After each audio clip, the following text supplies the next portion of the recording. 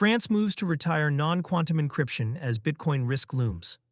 France is moving to phase out encryption that cannot withstand a quantum computer, a step reported by Decrypt on June 18, 2026, and it has pulled an old debate back to the surface. How exposed is Bitcoin when classical public key cryptography stops being good enough? The policy direction itself is not a surprise. France's cybersecurity agency, ANSSI, has spent years pressing public and private operators to begin a hybrid transition toward post-quantum algorithms, pairing today's schemes with newer ones designed to survive a quantum attack. The United States went through its own version of this when NIST finalized its first post-quantum standards in 2024. Treating non-quantum encryption as something to retire on a schedule, rather than someday, is the part that reads as new. The threat model Bitcoin actually faces Bitcoin leans on two pieces of cryptography.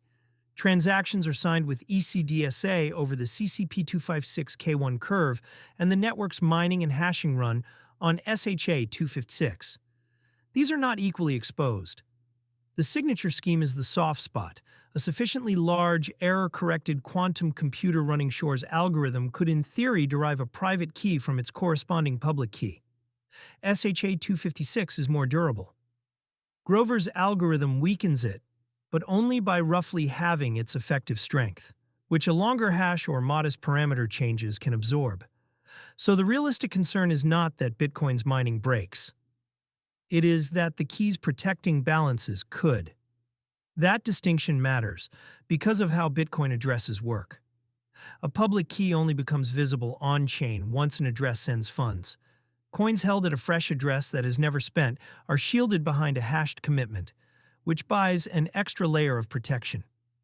The coins most at risk are those sitting at addresses whose public keys are already exposed, including very old pay-to-public key outputs and any address that has been reused after spending.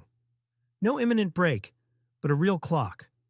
Nothing here is an emergency. No quantum machine that exists today can threaten SECP256K1, and credible estimates for when one might still run from years to more than a decade. The reason a government move still matters is that migrating cryptography across an entire financial and payment system is slow, and the people defending long-lived assets have to start before the threat is live, not after. For anyone holding crypto, the same logic scales down.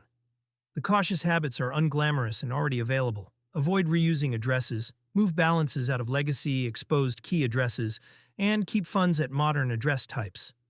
None of this requires a new protocol. It is hygiene that limits how much sits behind a public key that an attacker could one day target.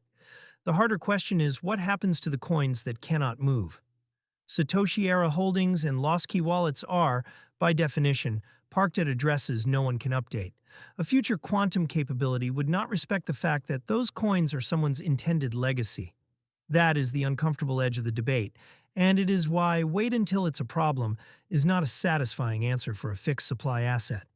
Cards in custody sit on different sides of the migration. A French encryption policy does not change anyone's spending today, but it sketches the migration that wallets and card issuers will eventually run.